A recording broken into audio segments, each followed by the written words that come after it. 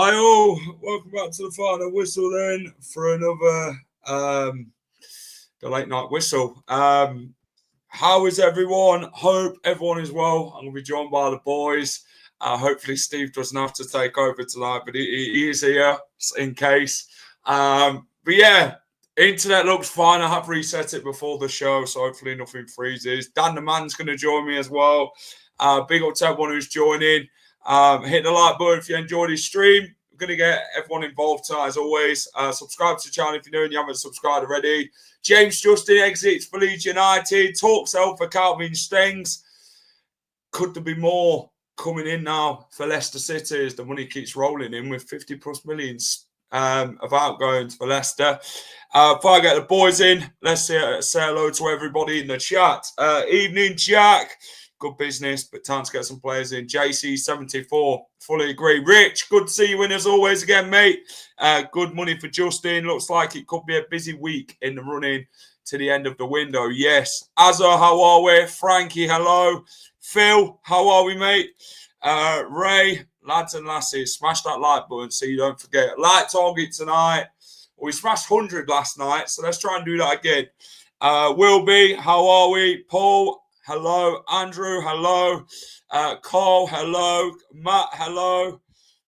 Evening, Dave. Come on, Jack. We need to get Steve's tweet to 1K. Everyone who's watching, go over to X and go and smash a like on that guy's stream.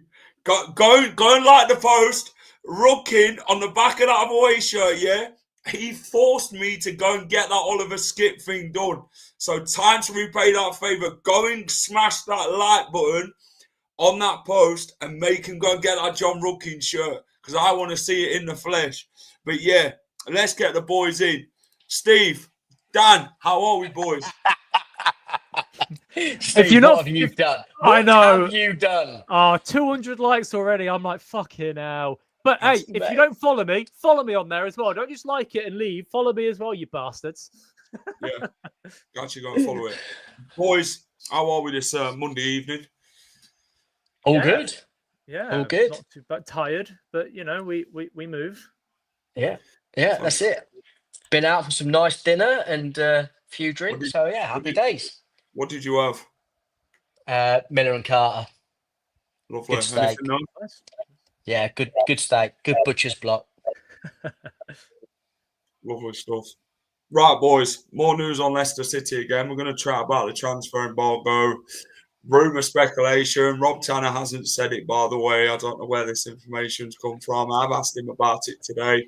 But yeah, he hasn't wrote a report for the Athletic in months. So maybe they're referring to an old one. I don't know.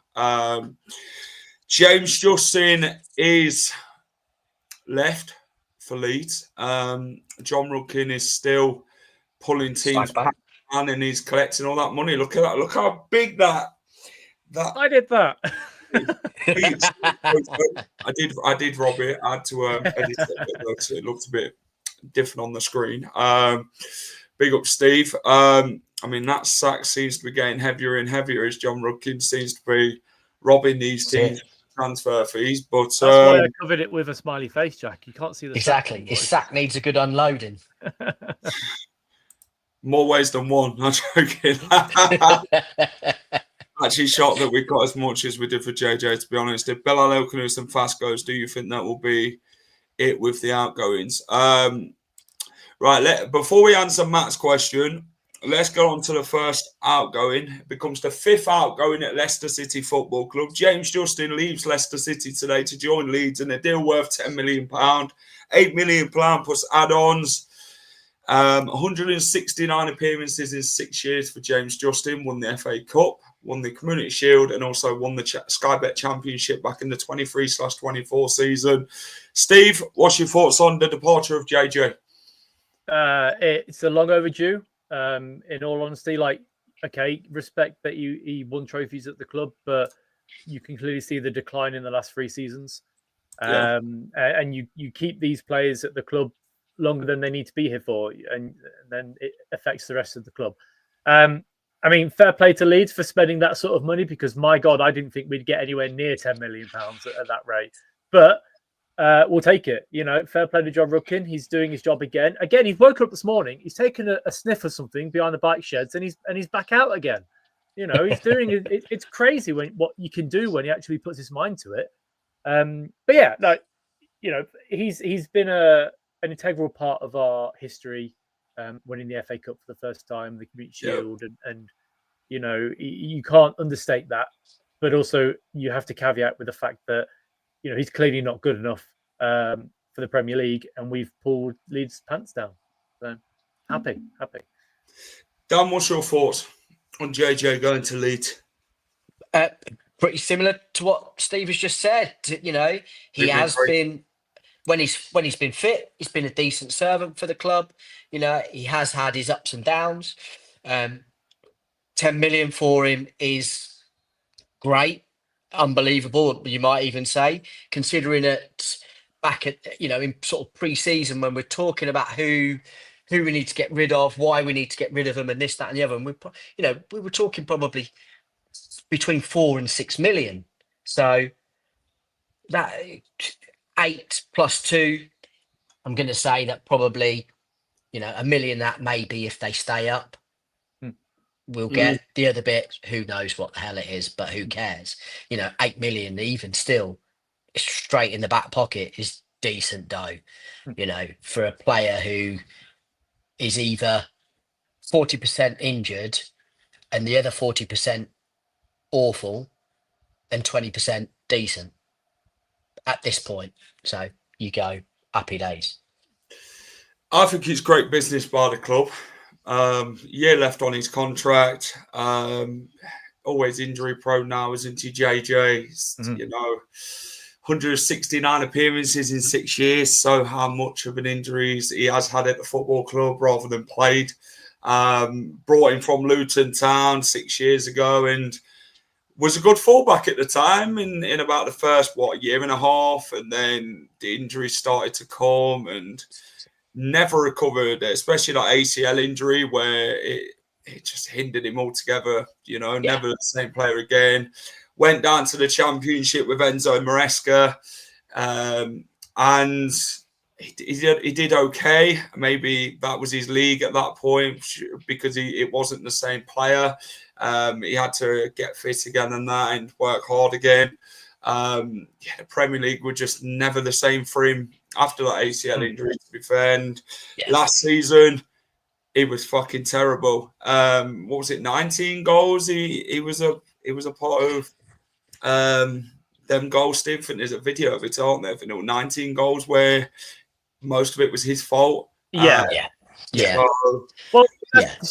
issue with that is that you say the most of it was his fault, but unfortunately, he had a defensive partnership with Wout Faes next to him, and you know he's got to take some of the blame as well. I feel like Justin got a hard rap last year. He clearly wasn't good enough, but when you've got Wout Faes wandering up the pitch and leaving big gaps in behind, it's not very much. He could be Speedy Gonzalez, and he won't be able to get back there in time. Well, no, that's it. And I agree. Was it Ayew in front of him at that point as well? That was the Aston Villa game, wasn't it? Yeah, who just left him exposed 2-on-1, 3-on-1 most of the time. You know, when you're including Faes in that. So, you know, it is hard on him at times where, you know, sometimes, as I say, the hate is a little bit tunnel visioned on him because he's not been that bad. But he was left exposed a lot. A little bit of success, what we've had, you know. So, I mean, in that, what was it, the FA Cup round, was it? He scored the goal against Stoke, which was absolute cracker, by the way. He scored 11 goals for the football club. The goal against Cardiff, the absolute stunner that he scored in the Championship. Who was the free JJ, kick he scored against? the free kick. Yeah, I don't know if he whipped scored it round the wall into the top corner. Was that Stoke, or was that no? Stoke was just a strike, man. He took a free kick and whipped it trying round. to think of the goals that he scored. He scored See, against it's Leicester. so rare. It's so rare that you say goal and you're like, I have no idea. Scored against Luton, which was his first goal. Yeah. Kenilworth Road in the cup. The Cardiff goal was outstanding as well. Yeah. Where was the game at Cardiff? Scored some decent goals for the club, but he's not scored any tap-ins, has he? No. Him keeping himself fit was a problem in itself. And I think he really struggled with that, and he knew himself how bad he actually got with the injury situation side of things. And Leeds, if they can get the old James Justin back for when we had him at the start, fantastic. But if it's just going to be injuries after injuries, then it's going to be quite worrying for him. But they've got him as is it a second fullback is it Bogle? Yeah, Bogle. Yeah. Yeah, so he's probably not going to play a lot of game time. It'll just be bit parts off the bench. No way we can get 15 million for Fass. Wishful thinking. That goal at Fulham in the COVID season. Yes, I remember that. Justin is contractually obliged to play only for teams beginning with L. Played for Leeds. There we go. Yeah, fair dues. We have made a profit on him, by the way. He did sign a new contract with Leicester, and in 2022, so we have made a good enough profit. I don't think we have that sell-on clause now, do we, Steve, for Luton? So this is the thing. We talked about it yesterday about if you sign a new contract, does the sell-on clause leave? So that isn't usually the case because it's on the time separate of the player contract. At the club. But no, so even if he signs a new contract, it doesn't matter because it doesn't counteract the sell-on clause that he had previously. So he could be here for 10 years and we sell him for 10 million. We still have to give a percentage of that to Luton. So it does well. But I did the calculations on the transfer itself. And so based on, he signed in 2019 for £8 million. Yeah. So what you tend to do is that you split the payment over the first 5 years. Because he signed a new contract in 2023, which is 3 years later, you then take off what we've already paid for the amortization of it and then split that over the next 4 years. So actually, overall, I think it's about £800,000 that was left over for PSR. So we're looking at sort of £7 million profit, which is, always good. It's always good to have. It's good money. I think the club have done really well with it to get these players out the door. You look at the McAteer deal, 12 million guaranteed, to then get an extra 2 million on top with obviously bonuses and that. Connor Cody wanted to leave on a free. John Ruckin dug his heels in and said, we need money here, boy. You ain't going nowhere. Who do you think you are? Type of thing. And John Ruckin, the credit where it's due for the McAteer deal, the James Justin one, the Connor Cody one, the Mads one was a bit if and but when we wanted a lot more than we got for him, but we did end up getting about £18 million, which in hindsight of how we started, it looks good money for us again.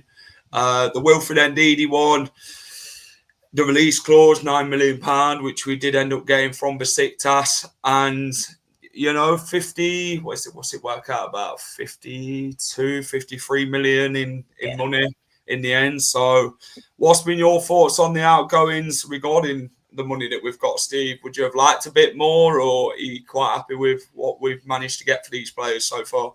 I'm quite happy because the risk you take with holding out for more money is that these teams go somewhere else and then you lose out on that.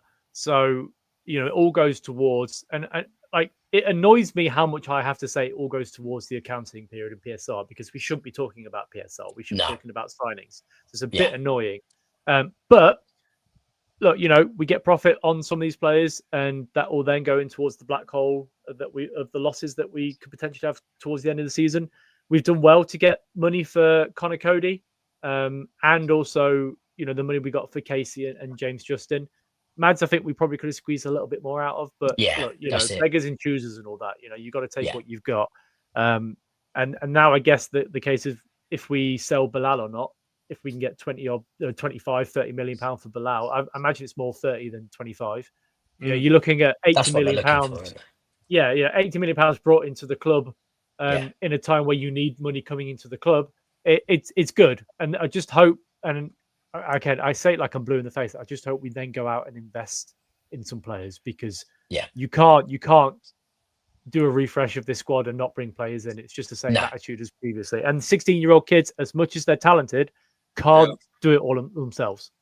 Agreed. What's your thoughts, Dan?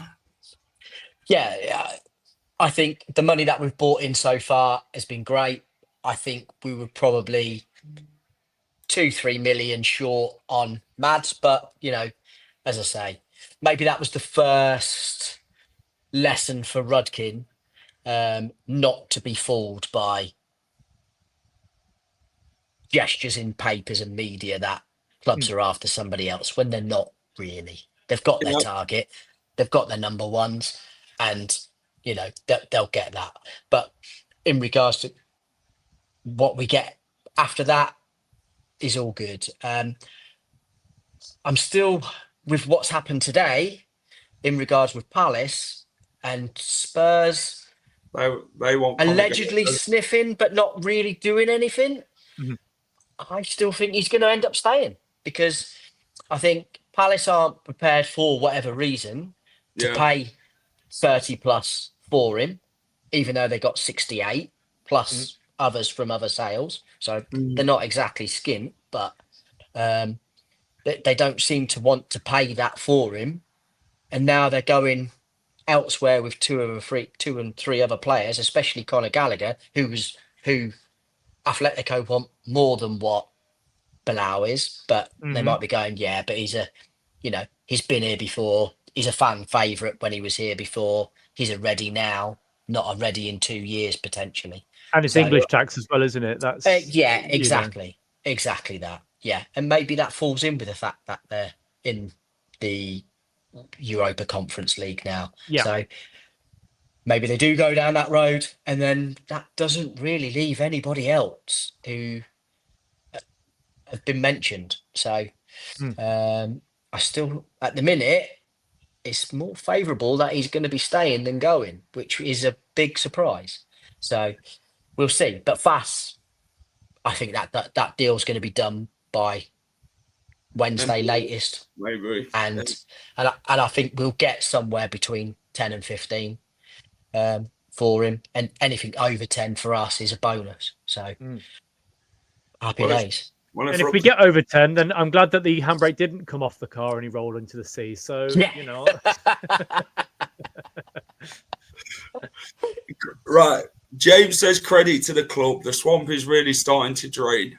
Excellent news. We need half more out and hopefully a few loans incoming this week. We're crying out for some freshness. That's what Steve said. We can't just keep getting rid of players and not bringing anybody in, because you can't keep relying on these young lads to go and do a job. It is a 46-game season in the Championship, so it's ever so difficult to do it. But, the club have really started to drain the swamp, player power and all that. It is gone from the club. They have got the wage bill down, which most of these are on big wages. Wilfred Ndidi, James Justin would have been on a fair chunk, Connor Coden. So we've made moves. The Bilal one again, we've dug our heels in. Crystal Palace, I thought, well, maybe we might look at Conor Gallagher here. And Spurs are like, we don't look like we want to make any move towards him either. So it's like, okay, then if you're not willing to do that, fine, we keep him. If it means keeping Bilal and getting rid of others, and then bring the freshness in and gain like free agent through the door, loans, etc., then fantastic. So that you've got to sort of get credit. So lads, are we wanting Rudkin to stay then? We'll see. Yeah. Look, he's doing his job. Half his job. He's doing his job that he should have been doing a while ago. That's all we're saying. Exactly. He's done half of it. Give credit. You can't just criticise him for everything. No. You've got to give him credit when it is due.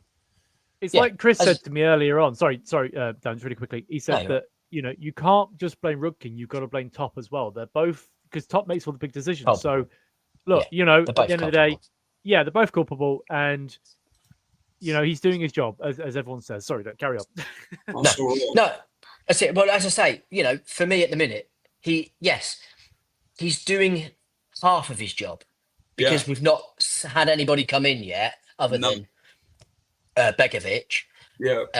So that's, for me, that's the biggest telling sign of who we get in and what he pays them and what contract he gives them.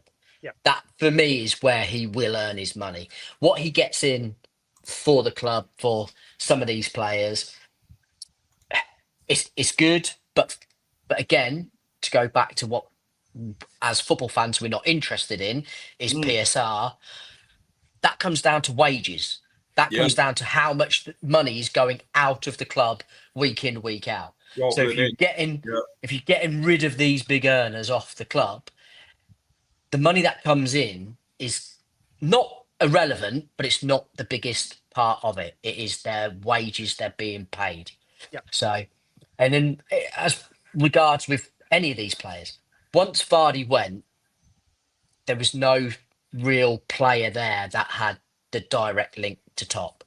So I think he cares even less about the squad now. Well, exactly, yeah. And also, once Vardy left, there's nobody in that squad that deserves to be anywhere near what Vardy was earning anyway. You know, so and they're just not good enough at this point. Or not so much they're not good, because I still think Harry Winks is good enough to be a starter for Leicester City in the Championship. The issue is they think they're better than they actually are, and they need to suck it up and realise that they helped get us into this mess. They need to help get us out of it. Yeah, that's it. That's Fass's biggest problem as well. I'm a Belgium international. I should be playing in the Premier League. Well, sorry, mate. You might well be playing for Belgium for whatever reason, probably because they're short of centre halves. But you're not a Premier League player, mate. You are a Championship bottom half Premier League at best, and that's why no one's really, again, come in for him. There was all the links at the beginning in pre-season, which I think, again, was more agent talk than actual clubs interested in him. Hence why none of them have come in. And then this Besiktas stuff's come sort of from a little bit of left field. Hopefully, indeed, he's done us a favour and gone, you need a centre-half. I know a guy. And they've gone, yeah, all right then. Why not? Fantastic if he wants to help us that way. Great. On Mount Fast, if he goes, it has to be a permanent deal or a loan to buy, not an option. I'd sell him permanently to make sure we get the money, because you don't want a loan to buy, because it drags it out, and then you still having to pay his wages still. So this is the problem you sort of looking at. You know, you want to sort of get money on these. Can you hear my printer? No, I can't. I said that to you privately, Jack. Rupkin has done all right with the search. I would like to get Brownhill in, a striker, and a versatile. You've been on the bank holiday beers, mate. Here I am trying to be considerate to the episode, and just like, no, I can't hear it, mate. You're all good. Yeah. Someone said they'd like Brownhill. Would you take Brownhill though if Harry Winks left? If Harry Winks is to leave, because Josh Brownhill is the same player, he's the same type of player, would fit that Leicester City team quite well. Would Josh Brownhill be a man you would consider if Harry Winks is to leave? Yes. It depends on money. Yeah. Fair enough, yeah. Which wages is always the talking point with us. Yeah, that's it. What's your thoughts, Steve? Again, like as Dan said, it depends on what wages he wants and how long the contract he wants to be. If it was a 50 grand a week, which hurts me a little bit to say, but I think he's probably worth that sort of money on a 2-year deal with an option for a third. Great. Yeah. Because okay, he's here for 2 years. If we don't go up next season, this season, he's here next season. And if we don't go up then off he goes. He doesn't earn that money anymore. You know, he's 32 at that point, and you know, we've got what we need out of him, and he can go lower league championship or wherever he wants to be. But, you know, we can't keep handing out contracts of 50, 60, 70 grand a week on 4-year deals. It's just not a cycle we want to be in continuously, because we just keep going back to the same point. Oh, it's like a circle, you know. If you keep doing it, we'll keep going back to PSR, we'll keep being in trouble with the EFL or the Premier League. But if we go up, I don't think he's good enough for the Premier League. But if he's on 1 year in the Premier League, that's fine. He can be a backup player to the squad. That's okay. Sit on the bench, not a problem. Yeah. Is Rudkin behind these transfers, or as reported in the media, Martin Glover has been given more power? We now need to see some coming in to refresh the squad. Steve, Martin Glover, do you think he's been given more of a bit more power this week to say, you know what, Rudkin can actually rely on Martin Glover to actually go and do some business to really help out? No, he's a chief scout. And his job is there to go and scout players, not sort out contracts and stuff. That is Martin. That is John's job. Yeah. So not a chance. I don't think Rudkin is behind. Martin Glover is behind. The contracts. That's for sure. Because that is a weird thing if he's getting involved in contracts. Not one outfield player in. Rudkin, yes, doing a great job. He's done all right to get these players out the door. One thing I will say with Rudkin is he's got to get players in the door, not just out. So you have to have it both ways, not just one. Josh Brownhill's wages would be too much. If Rudders is behind all these transfers out, then he's on the performance enhancing. He is now working bank holidays. Rich. Rich, you make me laugh. Guys, like targets tonight, it's 100. We're going to try and smash it again. We've got 92 of you in for so far. Keep getting your comments as always. We'll try and get through every single one of them if we can. Hit the like button. Subscribe to the channel if you're new. Big up everyone yesterday. I think we got like 2,000 odd views on the video on the stream last night altogether. So yeah, fantastic work. Good going, mate.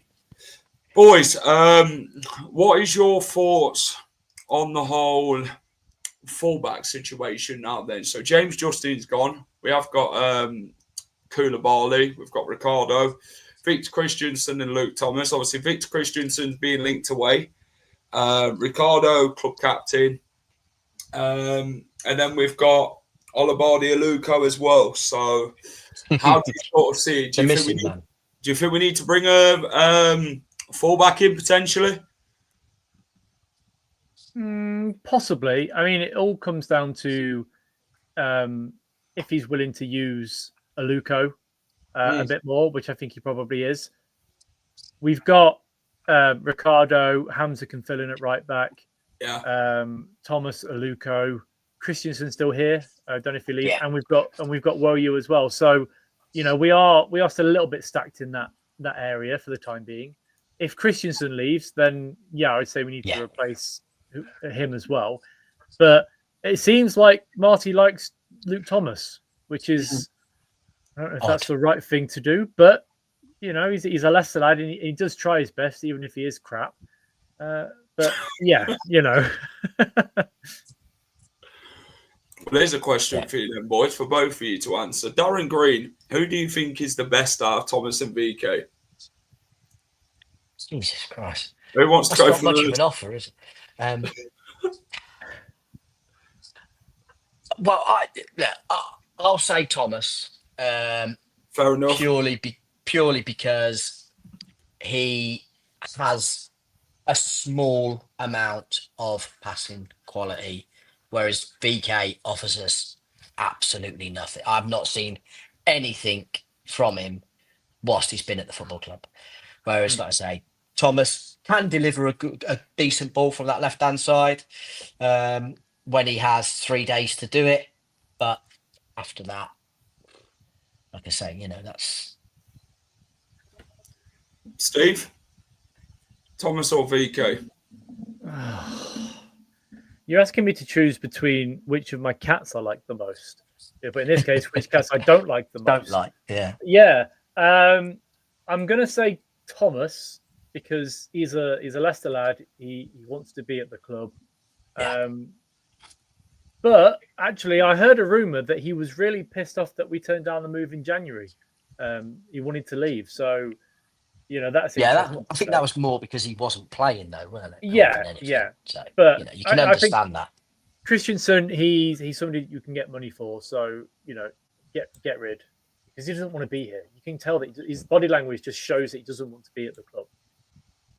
Yeah, I agree. Warrior, what has happened to him? Is he lost? Well, we have seen him in some pictures in midweek. Yeah, he was there for Birch's birthday party, wasn't he? He was there for Birch's birthday party with a picture. So he isn't lost. He has been found. So he is. I don't know where he is regarding game time. Obviously, I just don't think with Warrior he's settled, has he, Dan? No, it doesn't appear to be. I mean, struggling. There must be a reason why. Obviously, Rude never picked him, other than him. Was it Brighton at home? Yeah. And he went and. I mean, I liked what he done. If I'm being honest, in that game, the first thing he done was went and smashed their fullback. So I was quite happy with that. But for whatever reason, now Rude didn't like him, even though he bought him.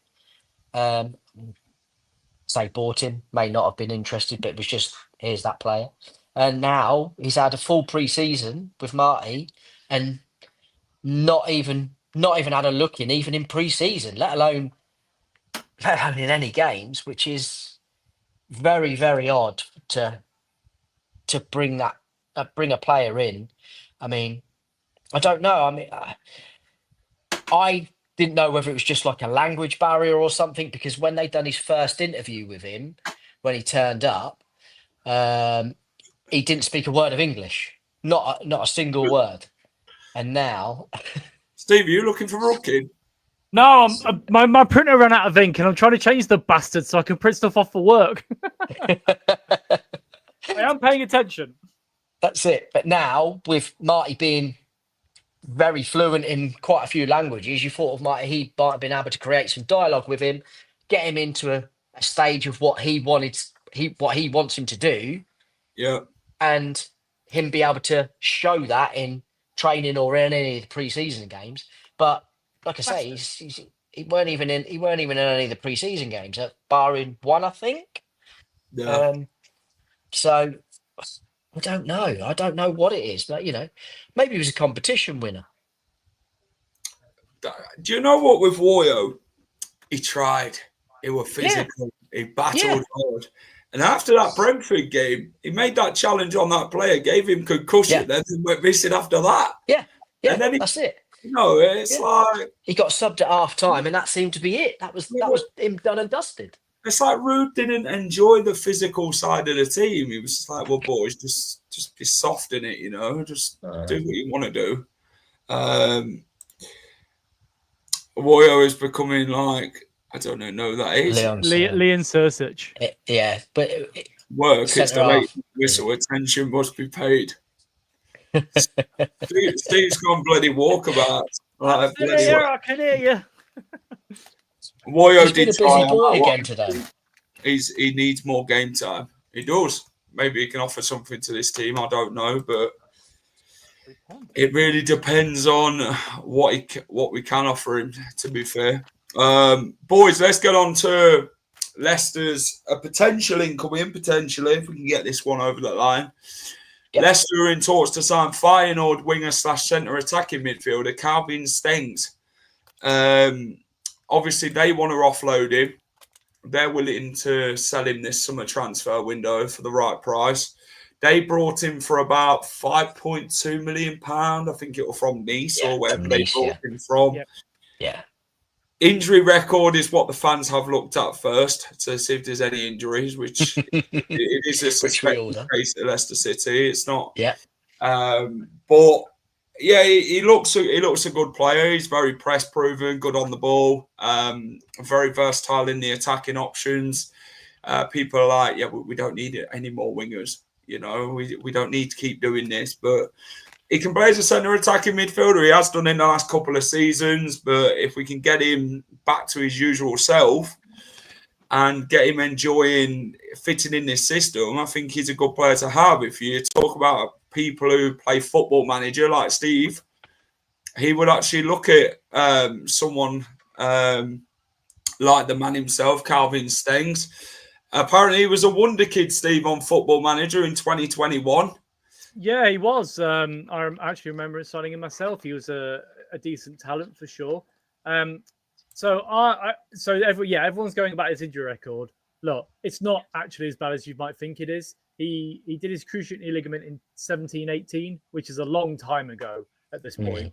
And okay, he missed games last season, but he got a knee injury. He had surgery. He came back, and usually when people get an injury, usually when they come back after an injury, they pick up another injury because they're not used to the like performance thing, going out there for 90 minutes, putting in the hard yards. And look, it was a different injury, which is important. If you get another knee injury and he has to have surgery again, it's a problem. But if it's an ankle injury and you look at his actual history, it's fine. Like, you're never going to sign a player that's perfect, especially in the championship. I think, Dan, you said that earlier, didn't you? Like, in the championship, you're not going to sign somebody that is experienced, quality, and also not injury prone to an extent. So, he's a good player. The fact he's played on the wing and then he's moved inside and he seems to have hit the ground sort of running when he got moved in, I'm all for it. He wouldn't cost a lot of money. He'd be a decent addition to the squad. He's only 26, so you still got sell-on value there as well. And if he comes in and he doesn't do great and he's here for a couple of years, you can sell him on and still make money from him. Also plays for the Dutch national team, which is that's good. it, exactly. So, without sounding funny, but you've got to be half decent to get in to that squad. So. Easy try. That's should have got your mate Kone, Jack. Well, he wanted to go to QPR. That ain't my fault. He ain't my mate. I don't know him, so I can't really discuss that matter. Because and he injured now anyway. I don't know. He scored for QPR the other day against Coventry in a 7-1 defeat. So yeah, I'm going to get a rollicking Jack. I can feel it. He's waiting. Papi Mendy, we signed from Nice, by the way, a few years back. He was injured. He got injured as well, Papi Mendy. Yeah. Steve's muted. No, I'm not. I'm all good. Hello, Dave. How are we, mate? Overcompensating in challenges is dangerous to the body. There's been a few of them on that injury list, haven't they? Overstretched. Someone's just been walking in Steve's background. I don't know who that is. That's my wife. That's the wife. Hello to the wife. That's James Justin too. That's it. Yeah. I bet Kone regrets joining QPR now. Well, I'll say that. They've just been and signed 3 players today, I think. They're going to need bloody players, QPR, the way they performed against Coventry. I mean, who would have expected that? 5-0 down at half time. Yeah. That's awful. That's not great. I'm liking Marty so far. He needs our support Friday night. Yeah. Papi Mendy is a free agent. Let's get him back. No, thank you. Ship sailed. He's 33, 34 now. Hello, Mrs. L. Mendy was levels above Samari. No surprise. Well, it's not difficult, is it? Let's be honest. That pitching on the pitch on Saturday was levels above Samari. He had better movement anyway. Do you think Kelkanus plays against Birmingham, lads? No. It's too close to the transfer window being ended. I still think he's... When does it finish? Sunday? Monday, 7 o'clock. Monday. Yeah, so probably not. I think it just all depends if Palace pull out or not. Yeah, exactly. Like I said earlier, it very much depends on what Palace are doing. Yeah, and if Palace go to the club and go, nah, then he may well do. So we are dependent upon what they do. If you go and see that they bring somebody else through the door between now and Friday, then that's probably them done in that department, because they're probably going to need to buy another centre half, aren't they, as well, because they're going to lose Gay for 20 quid or whatever it is that they're prepared to let him go now after turning 70 million down last season. Monday, 7 p.m. I think you get a couple more hours with deal sheets. Well, let's hope Rubkins fax machine's working under the Andre Silva's deal that year. Yeah, I was going to say, he needed another 2 days, didn't he? It's not working.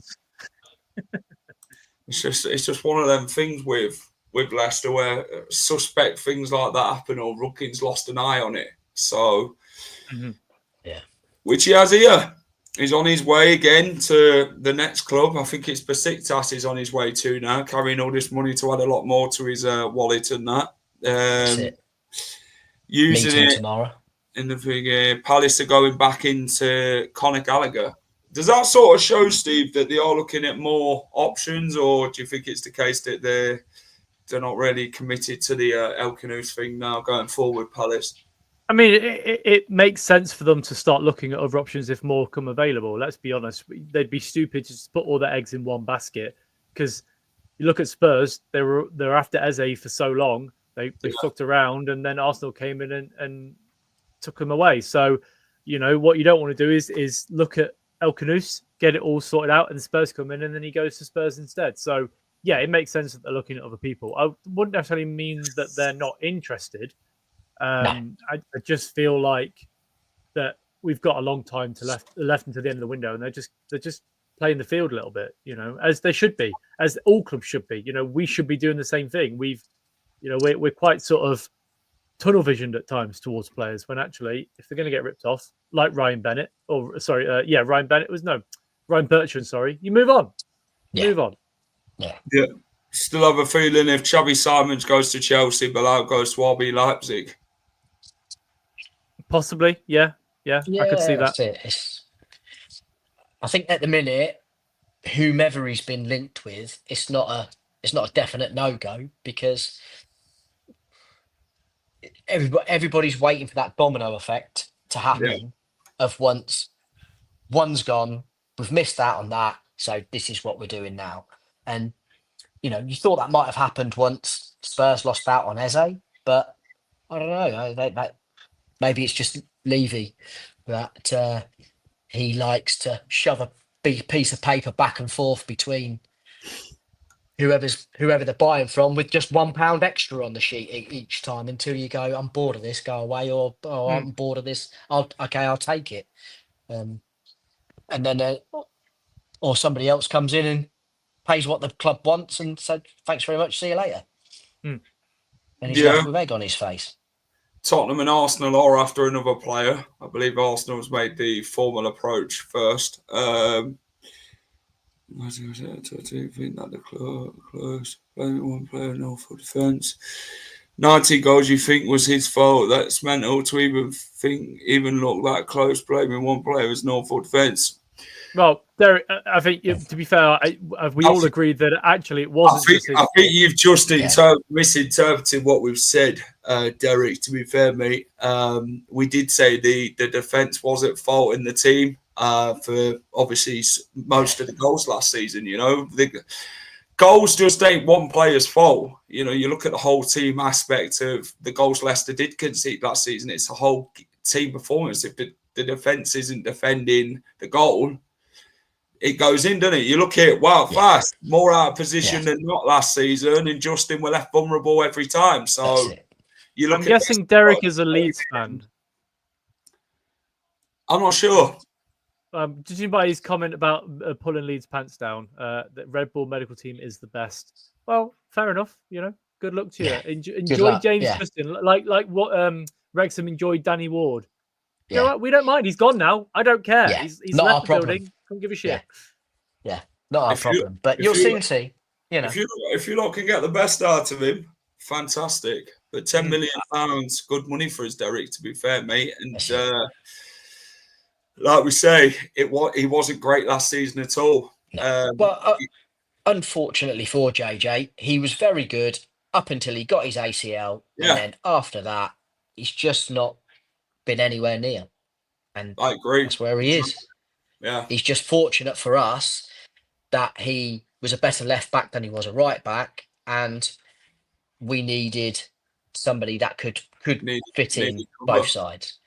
So if that's what you need as a defender at Leeds, then fair play. You've got a guy who will be okay, but that's it. He is okay now. He's not good. We just needed the money for him on the last year, So we can understand why we've done the deal. To be fair, we've made the profit on him, and he can play left back and right back. He's versatile at that, but I think he's a better left back than a right back, to be fair. And 100%. that's where we're quite happy with when he first started. But since the ACL injury, never been the same player. I do hope Leeds can actually regain that form of him, but that's for Leeds to do the best to do that. That's not us now, is it? That's basically on Leeds to make the better. Are Leicester still in talks with Idrissa Gueye from FC Metz? When we talk about Idrissa Gueye, someone keeps talking about the bloody midfielder from Everton.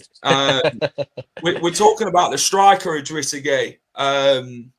Steve, Idrissa Gueye had got mentioned by Reluctant Nico yesterday, didn't he? From, I believe, Reluctant Nico works for the Sun. What's your thoughts on Idrissa Gueye from Metz? He's young. He's raw because he's only 18. I would say that he is a risk worth taking if you look at some of the videos of his highlights, which we're all prone to doing as football fans when we get linked to a player. He looks like a tricky striker. And I think I said last night that even if you sign him for £13 million and you play him for 2 years and maybe he doesn't do great, you can still sell him on and make money, because he's still so young. So he's got a lot of time in the game. Does it bother me that we're signing a player that did well in League 2? Not really, because we've done pretty well looking at League 2 before with Mahrez and Kante. So yeah, if he comes to the club, I'd be happy. Mainly because it's a striker that can score. Yeah. So, and it's not Patson Daka. And it's not Patson Daka. Exactly. I agree. Spot on, Steve. Wouldn't be surprised if Leicester don't make a single signing for the end of the window. The amount of players we've been linked with the past 3 years is mental. You can always get linked with every Tom, Dick and Harry, can't you? We always seem to be interested in FC, inquired FC, get the deal close FC, and then it ends up going elsewhere, which has been a quite significant thing for Leicester in the last few windows. But I'm going to point this one at you, Steve. I fear for our club that Top is selling all our best players and signing none. Does this mean he wants to sell? So we covered this topic yesterday in the sense of, was it yesterday? Yeah, it was yesterday. Yeah, it was. Yeah. That if we don't bring anybody in by the end of the transfer window, my initial thought would be he might be asset stripping to sell the club in the summer. But the reason why I don't think that is the case, as much as we are desperate for investment from other people, outside investment is something that we should be looking at for sure. He's got such a tie to the club that I think he'd find it difficult to sell. But only time will tell. If the accounts come out in January and it shows that we've had a terrible year again and we haven't signed anybody in January, then yes, I'd think instantly we're looking to sell in the summer, no matter what league we're in. But I mean, it's stupid if he's not looking for outside investment already, because King Power are making a loss. They're struggling, and his wealth is slowly dwindling. And they say there's an easy way to go from a billionaire to a millionaire, and that's being a football club owner. Yeah. And that's the route he's on currently. He might have loads of money, but you can't sustain £100 million losses every season. That's for sure. I agree. Boys, I'm going to go with you first, Dan. There's been a lot of speculation on this today. I've had it put to me that it's obviously not the case by the man himself. Leicestershire Live has received confirmation from the FL that the club are not under any kind of transfer embargo or registration embargo. Mm-hmm. Obviously, there was a lot of speculation about a business plan, a this, a that. Obviously, that's not the case regarding Leicester City. It's just slow business. That's what it's been this transfer window. There's just been everyone's just trying to put 2 and 2 together and make 4. So, what's your thoughts on that one then regarding the EFL saying that there's no registration or transfer embargo towards Leicester City? Do you think it's just the case that we are just twiddling our thumbs at times and hoping something comes up? What's your thoughts on it? No, I've never thought that we are under any transfer embargo, having to have anything ratified by the EFL before we do anything. I think it's just a case of our squad was super bloated with some very highly paid players. Agreed. And Marty said at the very beginning, when he first walked through the door, I only want a small squad of sort of 23, 24 players max. And we've got like 40 odd, including the kids. So I just think that is what we're doing.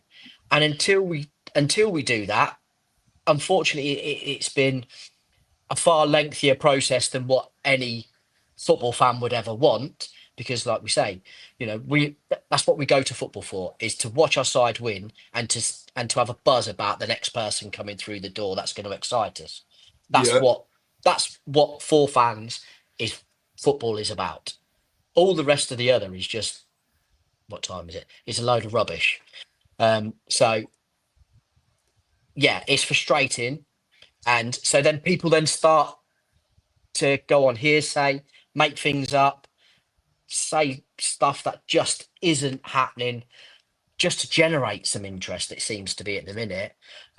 So until somebody comes out and says, no, this is official, this is what's happening, which they haven't. And like from that statement, they've been told they haven't. Yeah. We just have to be patient. And I know it is hard, super hard at this moment in time. Yeah. Because it has been tough last season. And you may even say, through the season before, even though, we done very well, we got promoted and everything else, it's been tough because we've not really brought anybody in at all. So, and go back to what I said originally. That's what football fans buzz off, is signings and winning football matches. The rest of it, we don't really care about. It's a nuisance. It's a pain in the backside because it gets in the way of what we do, and it just angers us and frustrates us. And then you end up taking it out sometimes on the wrong people. Maybe not so much in Rodkin's case, but we'll see at the end of this window. And that's when I'll base my judgment upon him. What's your thoughts, Steve? So I speculated that we could be under a business plan, or the talk between the EFL and the club is that we would be placed under a business plan, and that's why they're looking to shift, trying to shift as many players as they can, because it shows a willingness that we're trying to keep. To show that we're looking to move players on, to work within the budget and work within the EFL's budget as well. Which, if that was the case, I wouldn't be surprised. I don't know if they have to announce that we're under a business plan or not. But then that could be sort of behind the scenes to keep the EFL sweet as possible, so we don't get a 12-point deduction. But speculation doesn't help. Clearly, it doesn't help. And look, I'm not in the know in regards to that sort of thing. I'm just going on what I've read. In regards to the EFL and what they said to us, because they tried to put us under a business plan last time we were in the Championship, and the club fought against it in the courts and came out on top. So, it is something that could happen. But yeah, I agree with what Dan says. At the end of the day, you've got to sell players to make sure the club stays afloat. And if that means that you're in the guidelines for the EFL come the end of the season, then great. If it means we don't get a points deduction, perfect. I'm very much an advocate of the club is bigger than any one player that we've got in our club, including Abdul Fatawu. And Arthur said here about Leeds going after Fatawu. Okay, have you got £65 million that you can spend? Because that's what he's going to cost. Yeah, simple as that. And every player has a price. Unfortunately, if Real Madrid came in and said, right, we'll give you £30 million for Jeremy Monga right now, the club would take it. Because it, as much as we might think, oh, he's worth way more than that. Is he? Because he's still young. You don't know what happens. You've seen players like Dele Alli that came in, had 4 or 5 really good years, and then just fell off a cliff. Wayne Rooney was done by 30. You could tell that he was out, and he came through at 16. So £30 million for somebody like Mongo would make sense totally. But yeah, we don't come on here to talk about PSR. It's one of my biggest bugbears. We come on here to talk about goals and what makes us happy, and just talking about embargoes and accounting periods is just, it's so tiring, and it's been 4 years of It is constant talk of PSR and points deduction and bullshit, and I'm done with it. I'm done with it. Yeah. I don't need the stress of worrying that my club's going to get a 15-point deduction and get relegated to League One. There might not be a club anymore. It just, yeah. No, I agree. I agree with what Ragsy says. Could be a business plan, but I just reckon they've had a huge kick up the arse to get their finances in order, to get by as a club, and hopefully be in a better place. Yeah, and also Susan Whelan did say a couple of years ago that it would take 3 years for the club, to get back on track, and this is clearly the second phase of that. So as much as I don't want to say it, and it's not something that a lot of us will agree on, because they've shown no willing or trust at all, but you have to trust the people in charge, because we can't influence that, unfortunately. We can't change what they do. They're a football club and they're a private business, and as much as we are paying customers and we'll be here long before they're gone, it is what it is. If we have a strong squad, we can cope with a points deduction. Well, we can, That's never in doubt. I don't think the points deduction, in my opinion, has ever really been a major problem for me. But no, it's, you just want the best squad to compete, don't you? At the end of the day, that's football. You want to win as many games as you can, and that's what Marty's aim is this season, to get us back to the Premier League at some point. Jack, Steve, I called you Stephen.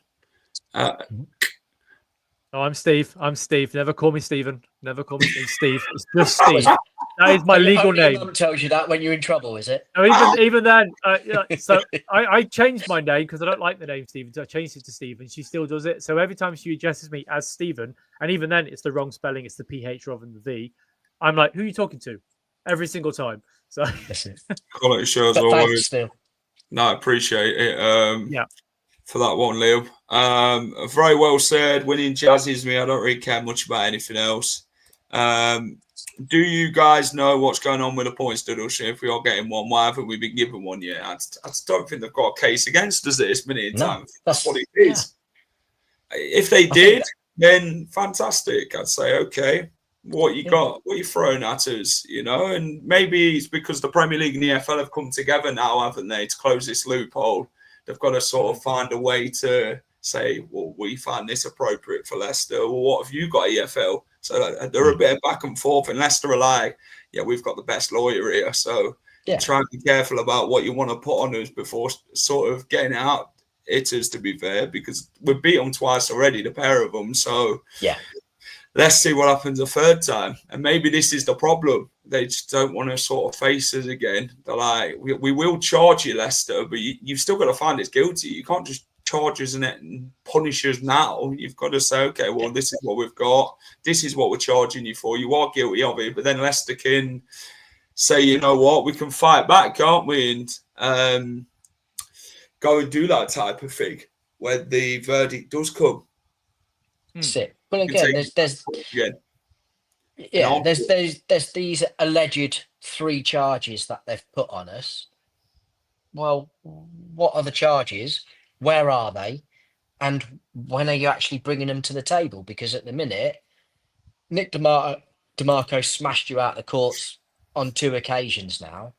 Sometimes just keep the tail between your legs, bugger off, and then once you actually got something substantial, then come back, and then we'll see what happens.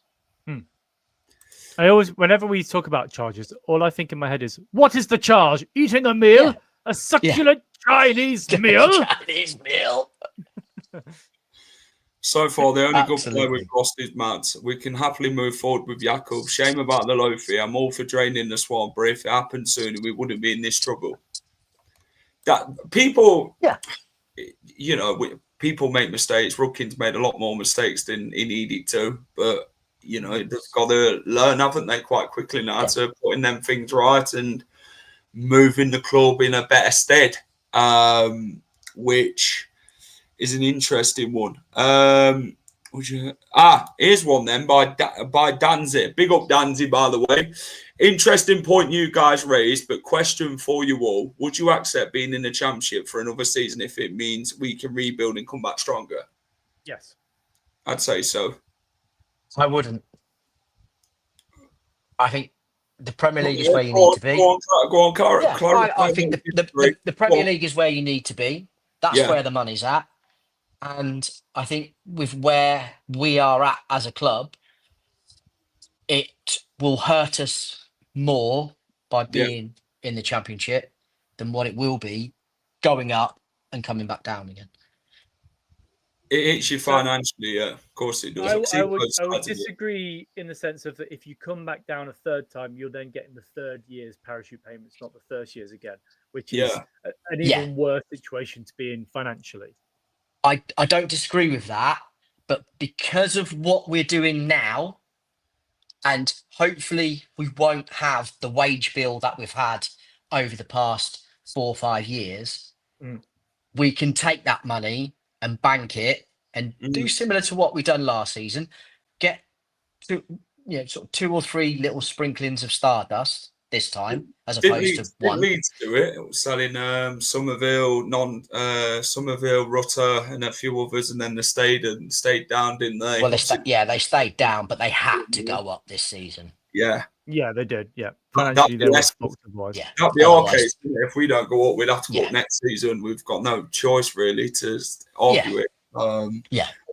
I feel for Marte. His hands have been tied. He doesn't know his squad from one week to the next. We're getting sold players every week and not being backed by the board. Steve, what would you say on that matter? Obviously, it has looked like the case, hasn't it? He hasn't been back so far because he hasn't been able to bring his own players in as of yet. But hopefully in the next week, they can actually back him 100% and say, "Yo, Marte, these are the players and this is what we've got." So the one big thing there is that we don't know whether or not when he was offered the job, he was told, look, you're not going to have any money to spend until we actually shift a lot of players. And that could take, it could be you have to deal with what you've got until January sort of situation, which is unfortunate. But, we're not privy to these conversations behind the scenes. So, exactly. Yeah, it's just media talk, isn't it? Exactly. And sometimes it's not even that, is it?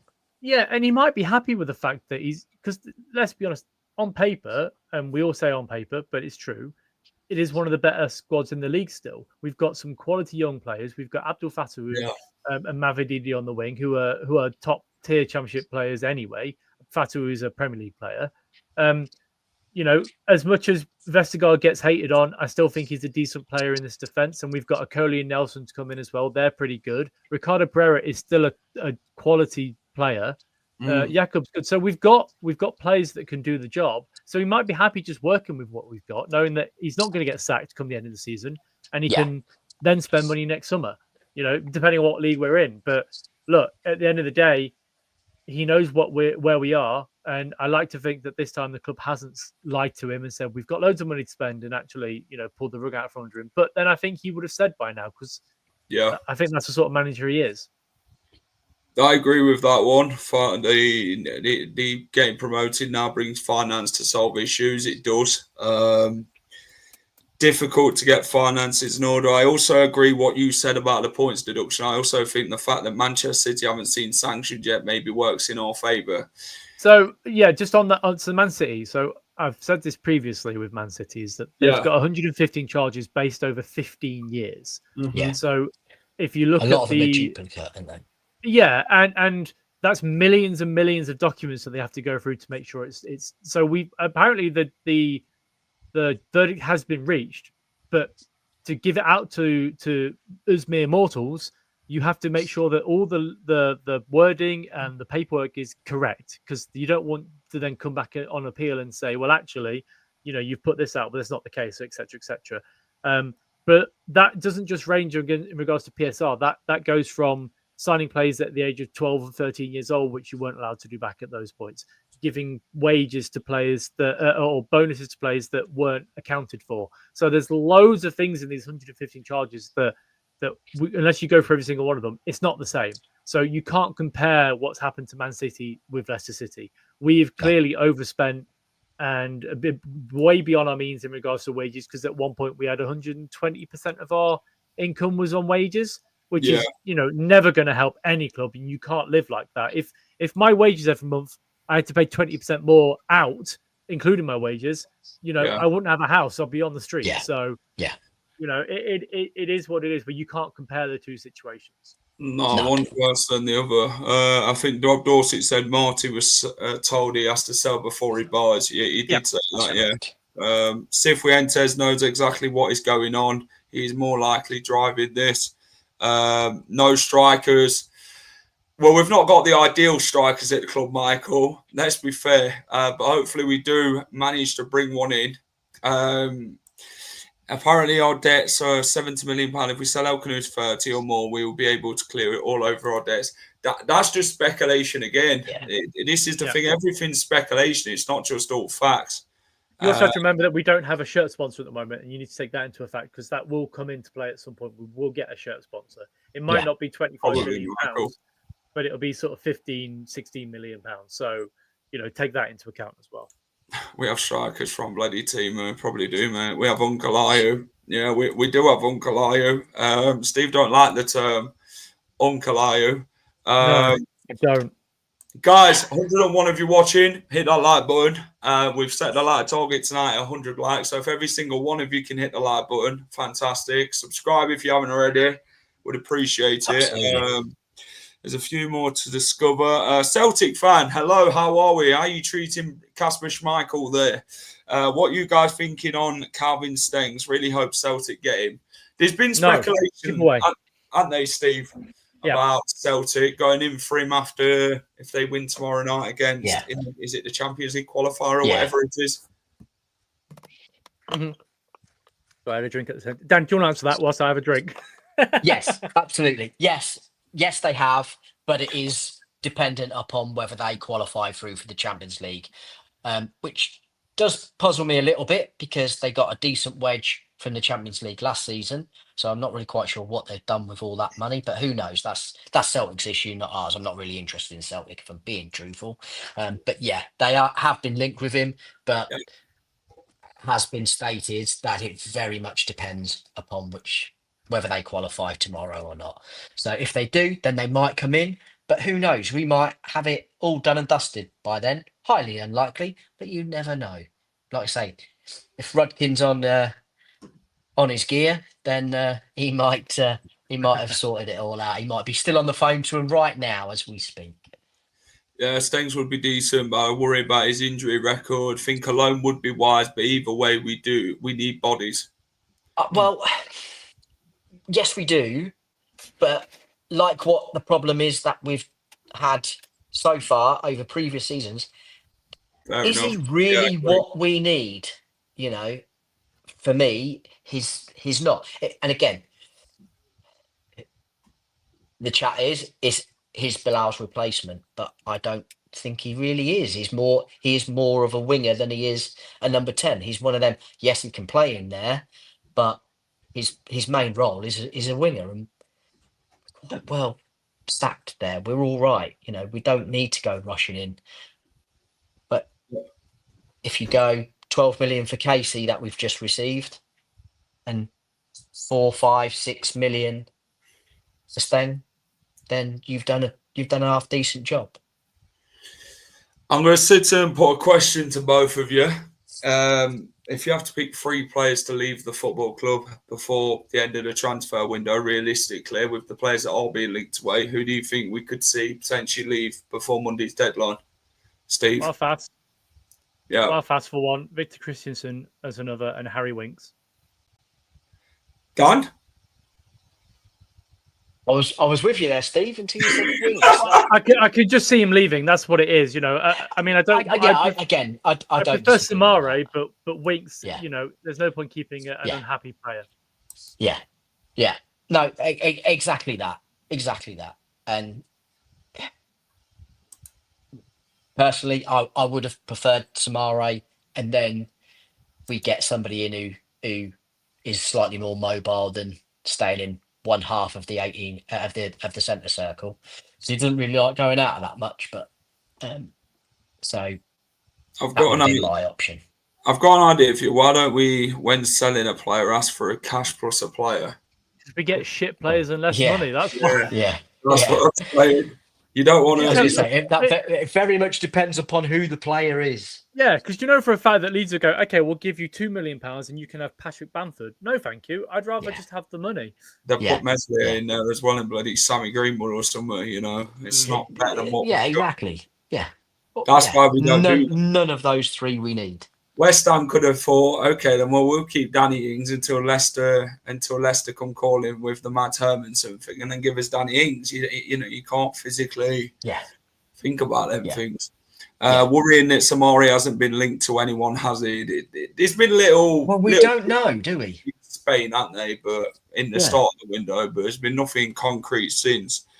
Bobby D Cordova-Reid couldn't do a job in the gift shop.